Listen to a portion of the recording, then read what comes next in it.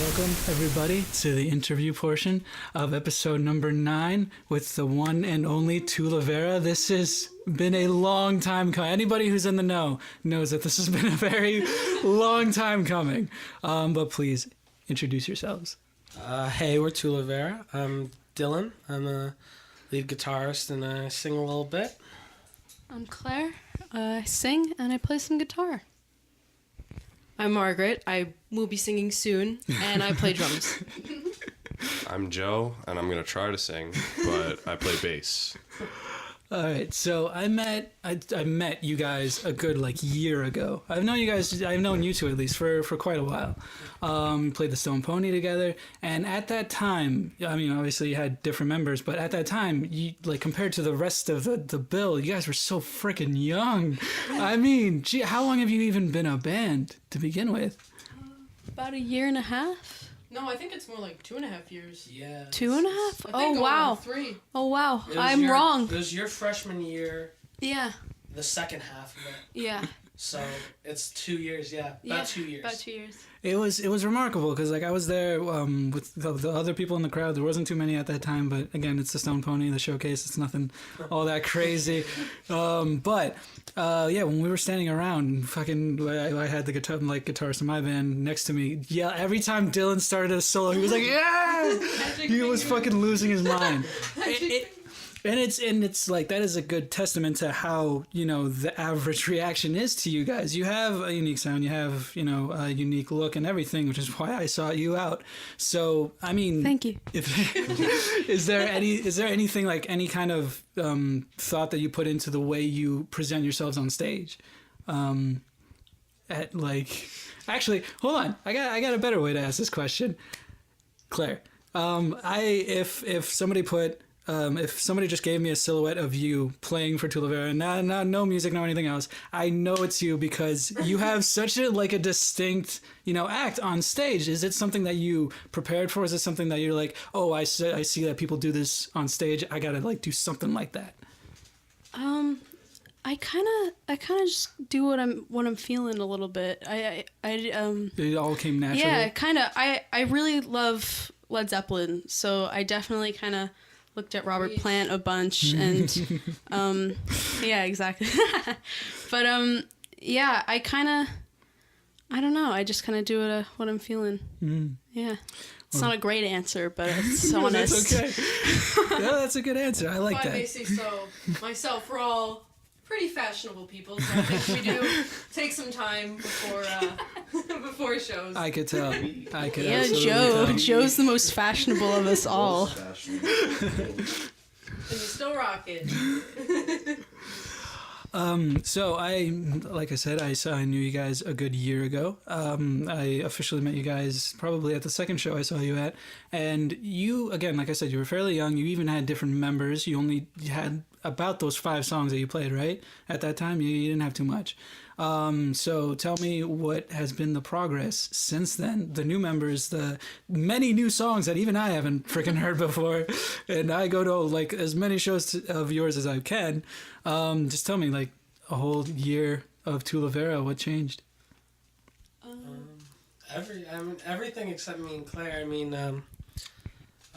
last summer, our last drummer, Calvin, he wasn't feeling it anymore. No hard feelings. Yeah, no, of course not. He's a cool guy. Yeah. And he was a great drummer. He was perfect. But we had to let him go, and that's cool. And then so me and Claire are sitting there scrambling, trying to figure out who the hell's gonna play drums. And we were at a pool party. Margaret invited us to. That I invited you to the next day. It was the day July 12th. And we're at the pool party telling Margaret, Calvin quit. What are we gonna do? And we're like, who's a drummer? Who do we know? And then we're like, oh yeah, Margaret's an awesome drummer. And the rest is history. Yeah, that's incredible. And then with Joe's my suite mate at college, and he was a little hesitant at first, but I just kept saying, what if you played bass? What if you played bass? And our last bassist, Ian, was awesome. He played a little second guitar too, but he's going to college soon, and we knew we needed someone who was a little bit more consistent, permanent. Yeah. So here's Joe. So tell me about back then, because I'll just do this all in chronological order. I hit the microphone. So the first show I saw you guys at was the 73AC Gallery. And first of all, can you just tell me a little bit about that place? I mean, you've played there a dozen fucking times. I know a lot of your friends come out to that shows there. Tell me what that place means to you, what it is about. We love 73C, as well as Mary, who kind of runs the gallery over there. She's a sweet person. Yeah, she's awesome. such a lovely lady. And I think, if I'm not mistaken, like our EP release was one of the first shows that I think really happened there. And it's definitely a marker, I think, for Tula, Vera. I went to that show, actually. That's funny. Did you really? Yeah, I did. That's I think our hilarious. first show with Ian also was there. With Greg booked it. Yeah, our first show. It was an outside show there. Yeah. Did it in that little like alley space there. Yeah, It's crazy. it's definitely like we've grown a lot in 73C, I think, because we've been playing there since the beginning, and it's a great venue. Hopefully it comes back soon. We miss it. So let's talk about influences, because you guys, again, as unique as you look, as unique as you perform, tell me how did you approach the way you make your music right now? What? You go, I'm sorry. go ahead, Margaret. As a relatively new member and meeting a lot of people in college, and they're like, "Oh, you're in a band? Well, what do you play? What are your influences?" And I always have to start by listing. No one really knows like indie garage rock, so I'm like, this band, and I always say we fall under garage rock, which is kind of like a blues based, and I think all four of us really very much identify with that. We love it. I know I can speak for myself, and I know Dylan and Claire as well, but like the Beatles and Led Zeppelin, and I even know for me personally have been huge. Like I wouldn't be the person I am today without those two bands specifically. I heard you mentioning Ringo Starr, and I'm like, all right, yeah, you're obviously.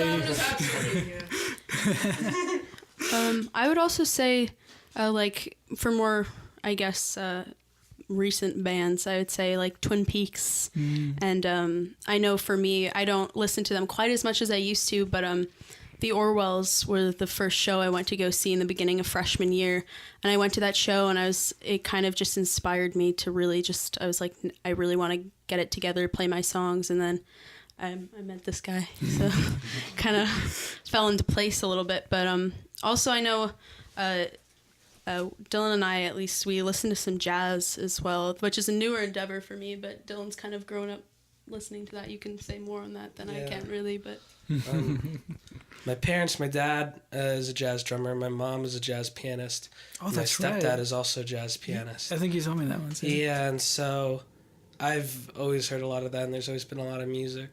And I know for starting out for me, I was listening to a lot of, not jazz, but R&B, so it was a lot of Prince and Michael Jackson and James Brown. Nice. Really, in middle school and high school, I kind of started exploring a little more rock, like the Beatles and Led Zeppelin and all that great stuff. And now that I kind of know the history a little bit better, I can appreciate the newer indie bands that are coming out and doing stuff like Twin Peaks or Foxygen or any newer ones that are all just coming out of the past. But it's really actually it's like the only band I know very well out of those was Foxygen, and I know exactly what you mean. And obviously you guys, I remember I was reading an article because somebody wrote an article about like a bunch of New Jersey bands, and you guys were on it. Somebody sent it to me or something, and somebody explained it to us. If somebody put like these kids in a time capsule and brought them back from the from the year something. I don't remember what it was, but I remember somebody was like psyched about the classic sound that you guys have, and I can see that it seeps through in your music and the way like the stuff that you like. I think that's really cool. Speaking of creating your sound, I also want to know about how you created your band. I mean, if you guys want to delve into the origins of how this started. Used to be because you guys, you guys came out like out of the gate really young. I know that much, especially like compared to the people you were playing with. So I think I would like to know more on that.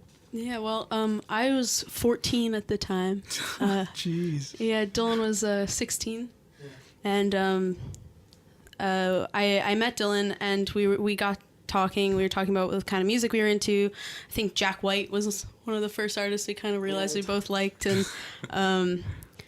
we started just kind of sending each other the stuff we had started writing. Probably the songs I sent you were trash, but yes, but and then I think we both, I don't know, I mean it doesn't really matter, but I think we both were just kind of like, hey, why don't we start a band? Let's get this going. And then Dylan had tried to be in a band with Calvin like years beforehand, which is funny because we all went to the same music school. And yeah, and so then I go to school with Calvin still, but I went to school with Calvin, and I figured like, oh, let's just ask him to do it. And then it was just the three of us for a long time. It's hard to find a bassist. You can drink and eat while we're doing the interview. Richard's starving us. So tell me about the school that you guys all met. Tell me about Cassidy. Tell me about your experiences there. Claire, were you and I the first two to meet? You were in what, sixth grade? Yeah, I don't know. I was young. Oh my but goodness. we all took lessons there, and it's kind of how I met Cassidy. And I know that I help out in the summer with shows with her sometimes, and yeah, so we kind of all do that a little bit. Dylan does too. I got to know her. I got to know Cassidy pretty well because we were both in the house band, which was just a group of kids who were like, who wanted Just to got play together, gigs yeah. and were a little bit more experienced than some of the younger kids. Mm-hmm. So we got to go on some little tours to like DC and stuff, and so we bonded there with a lot of other musicians who were in the scene. I mean, if you know Jacobus. I know Jay. Well, that's why you're such a giant fan. I remember, the one time I got to see them, they got cut off. Oh my gosh! The church one, remember that? Sun-Dried Everything. All of them are from the school too. Are they really? It's just one I'm school. such a huge fucking Sun-Dried Everything fan. It's like one school that's got a bunch of people. That's crazy. Yeah. I didn't know that. Got good teachers. Yeah, great great Tom and Lewis. teachers. Yeah. Sun-Dried Everything was. Mark. Sun-Dried Everything was the other band I couldn't think of. There we go. Yeah. That was everybody. Okay, I'm sorry. Same with Cauliflower. Cauliflower. Yeah. They were all. They're all That was- Aaron, Eli, Oh. Steve, I think Brown. that was. Yeah. Was that it? Or was I think Jake? it was- Jake, was that he? Oh yeah, Jake Miller. too. So for those of you who are curious and want to check out this crazy talented generation of musicians, go check out the Carousers. Go check out obviously Tula fucking Vera. Check out Jacobus. Check out Sun-Dried Everything. Both magnificent bands in their own right. I love Sam's music. That dude can really. Yeah. Before I geek out about local music. Also, a little thing to add about Sam. He was a while ago. He was in a band called No Noise. Yeah. And I listened to No Noise. Yeah. They're actually. they were all from the school too. Jesus fuck. And Dylan and I went to go to one of their shows, and they were kind of they played at Serendipity, which is kind of where we played our first show ever as a band. Was at an open mic there. I went to that actually. Go listen I to went No there. Noise. Did you? That's funny. You were there. Just giving shout outs. And I know we were watching that. We're like, oh, this is super cool. This is good. We can do this. Yeah, that was before we started the band too. And Yeah. and we were like, we can do this. Yeah, I was like, we got this.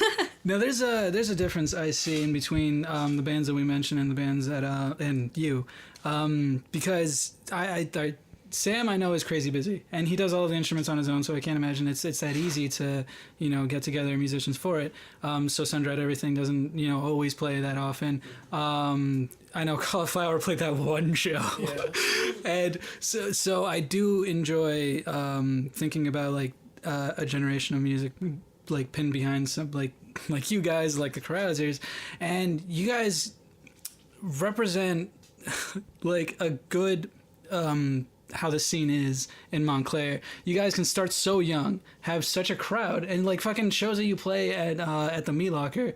I mean, that's just crazy how many people you can get out, how many people how people react to your music. So I'm curious, after the progress that you've seen so far, especially at this point, how is that? How do you think about the band now as opposed to when you started? How do you think like you can make your sound better or appeal to like a different crowd or do a tour here, some stuff like that?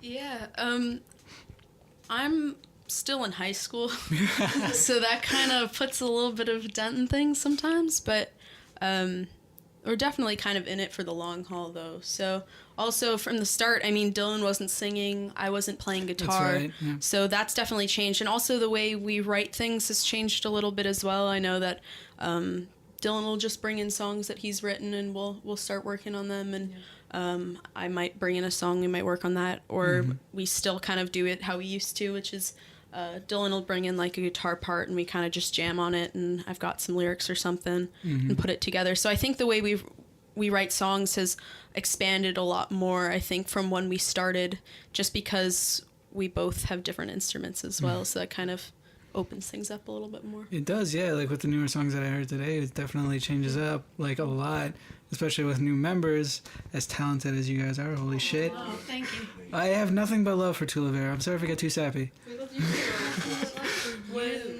When they come in with a guitar riff or whatever it might be, I always say, like, wait, do it again, let me film you.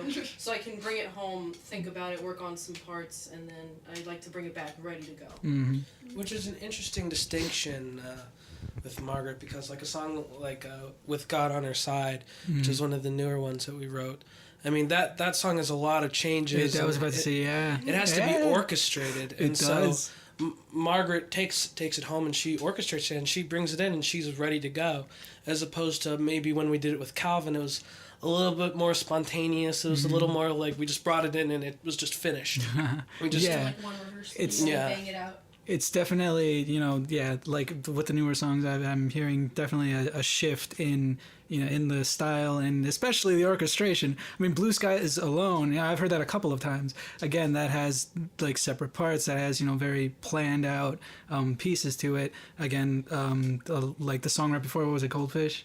Goldfish. Yeah, same goes for that. So on that subject though, since you guys are shifting just a bit, I know because I always request the fucking Outer Space Place. It's not my fault. It's a good song, okay? But it's just you guys are starting to phase out different songs. Obviously, you do hang on to some of the old ones like Sunspot, like Time, like Just to Impress. So I'm curious, with this new content coming out, with a shift in style, will you start to phase out the older songs for a newer feel, newer style? We already started doing that a little bit. We don't really play Sixfold Screw Up, which was on our EP. Right, you anymore. don't. That's right. And just recently, we've kind of decided every once in a while, if we need to put it in the set, we'll do Lonely's Only. But we're starting to phase that one out a little bit. We didn't do it for the live thing. Yeah. And so, I don't know. It's just as long as it's fun, we'll still play it live. And obviously, we're gonna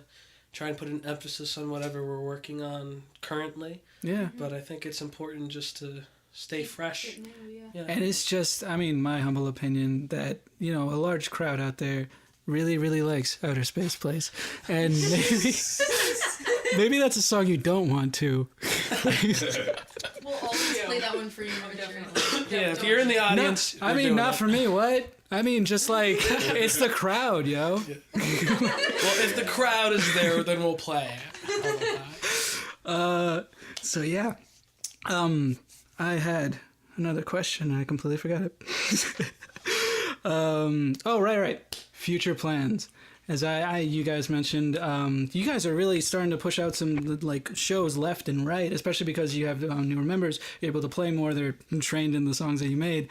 What are some like newer places that you've played lately, as opposed to the places that you usually played last time? At the bar. Giaffano's bar. Oh, right, yeah. I remember.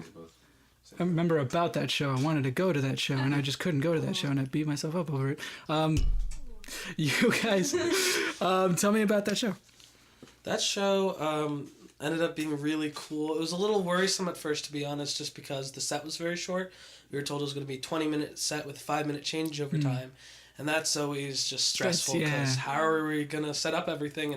And the other band has to take stuff down, and then when we got there, they said 15-minute set, and We ended up playing longer though. yeah, we ended up just kind of doing it. We played 4 songs. It wasn't too long, but it was about 15-20 minutes. It was in that time. But everyone really dug it. I mean, it's a bar, so it's always kind of a challenge to pull people away from the drinks and the socializing. St. Patrick's Day, too. And it was St. That's Patrick's right. Day. It was St. Patrick's Day. Yeah. But everyone remember really that. kind of paid attention, I mean, right when we almost always start with Sunspot, and from the very beginning of the Yeah. Freaking people love. came over and listened, and so it was And we Yeah. with our buddies, Subcultures as well. We Yeah. love those guys. Oh, I love subcultures. more They're guys from wild. School of Rock. Yep. Jesus. Some of them. So Some. listen Wait, to the who? subcultures. Oh, Mark, I think might have been Mark there for a went there second. for a second. They're kind of from Ward over is there. from my town. They're familiar. They're familiar with it though. We know everyone. Yeah. That's crazy. Same age range too. Yeah. Yeah, true. So. Yeah, It's and so- also what's funny is I think when we release things that are recorded, because we're going to be going into the studio soon with Max Rauch from Lake Effect, another great local Yeah. band. Plug in there. Yeah. But, Yeah, oh man, he does some fucking. Oh, he yeah. does a lot of really good albums. yeah. That fucking Weiner album. I list. Anyway, continue. Yeah. Sorry, it's such a good album. I know, it's so Continue. good. But they're going to be recording soon as well, and I know that when we released our EP, it was I think around the time when they had released their last thing that they recorded as well. So Nice. I don't know, they're cool peoples. Um, Time schedule. So, are any of the songs that we heard here going to be on the new record? Is that the plan? All of them All and a of couple them. more. Good. Yeah. Good. I'm We're glad. gonna try. I think we have most of the album written. We might try and write another one or two. Mm-hmm. See how that works out. Yeah. But in the next month or two, it should be all recorded, and then it's just a matter of Mm. putting together, Album art and all that good stuff. merch. Speaking of material that will probably be on the new record, tell me about Butthole Vibrations. A song I heard To me, once. okay. It's a very interesting song, and why? Why is it a song? It's not really a song anymore. That was kind of a one-time. It's a very private question. I don't think we can speak on that. To be as to not take any misunderstanding to it. Butthole Vibrations is a song that they played a one time live. I hope that didn't I hope nobody misinterpreted that. Oh, that's what you're talking about. Well, we had a longer set. We didn't have quite as many songs as we do now, and we had to fill the time. And so we kind of, as a joke, had played that because I actually had liked the progression, which we kind of. It's just an A major chord to an A minor chord over and over. We were jamming on it. It was good. No, but and then I don't know. It was just kind of a joke, and then we decided like, hey, what if we actually do that at the show? And we're like, nah, and then it just. I was fucking Joe pushed dying, for yo. That song was so funny. Sorry, what was that? We're just playing at the radio station at William Patterson, and it'll be on the TV too. TV. On TV, Tula, Vera on the TV, eh? And we will be playing shows. We want to play shows during our recording, but somehow it just worked out that we're not playing that much in April, which is probably good. We can rehearse and maybe finish up a song or two, get it on the album. But come May, we're playing a lot. Come June, and then summer, we're gonna try and Put together a tour. a tour. Nice. Would that be your first tour? Yeah. Dang. First one. Yeah, I'm excited to see that. Yeah. Let's do. We can get it together. So since you guys are going, full steam ahead with this, and obviously you got future plans, you got, you want to do a tour, which is a huge deal. You got a new record coming out. Tell me about the music, like the scene around you, because you're going to be growing up with this scene, especially if all of you are still in school, right? You're in high school, all the rest of you in college. Just tell me, tell me how it was growing up around that kind of music, around with those bands, playing the shows that you did, seeing the same people around. Just tell me what you love about, the music scene in Montclair. Everyone's so supportive. Everyone is very appreciative and loving and very accepting towards each other. And a lot of us, like we said, a lot of us did come from the School of Rock, or we had the same upbringing in music, and we all know that music has had such a big impact on everyone's life, which has made everything like it's like a giant family, which I think is really, really sweet. I've been seeing that, yeah. Like frickin' Sunflower adding in Dylan as their member. Talk about family. They're the sweetest people on earth. Yeah. But yeah, anybody else wanna comment? I think coming to the immediate music scene was kind of right when we started the band. Like I hadn't really gone to see any shows near nearby as much. And it was kind of all at once, you know. I think the music really helped meet a lot of people, for me at least. And so that was super cool. Also, Greg, what's his last name again? That's yeah, there we are. He helped us out a lot in the beginning, finding us shows. He still helps us find shows sometimes. He's a really great guy, and he puts a lot of stuff together around the Montclair area, and that was really cool because we hadn't recorded yet, so Nice. it was a little harder for us to find shows. We're like, we're good, we promise, sorry. That's the one. 0 Facebook likes. That's the one thing I always liked about when I went to Montclair is I started because of you guys. You had a show in Montclair, and then I went and checked out, and every single fucking band that you had on the bill was crazy good, and I'm like, I have to keep coming back. But I say that because it's just it's so strange to me growing up where I did and seeing other scenes in the way that they are, to see a band like you guys. When you guys played, when I first saw you in Montclair at the gallery, everybody was your age. That was fucking crazy. I was like the oldest person in that room, and I'm only like 2 years older than you. So I'm like damn. And so I thought that's crazy, and I think that's so genius to have a space where people who don't have to play at a bar, who don't have to do the pay to play shows, they could just fucking get together and listen to some music that their friends put together. And I think that's just incredible. I know a big worry for me growing up and realizing that I wanted to be a musician or wanted to try and be a musician. One of the big worries and stresses was, where do you play? Yeah. How do you find people to play with you? Exactly. I'm not too far from Montclair. I'm from West Orange, and so it's just a town over. But at my high school, very few people into the same music. Yeah. And for whatever reason, I don't know what it has to do with, but the Montclair area really just has this thing in the air where there's a bunch of music and Right. art and just creativity coming out of It it. really does. And I found a home in it, and they accept everyone, and it's just perfect. Oh, I know that from trial and error. Yeah.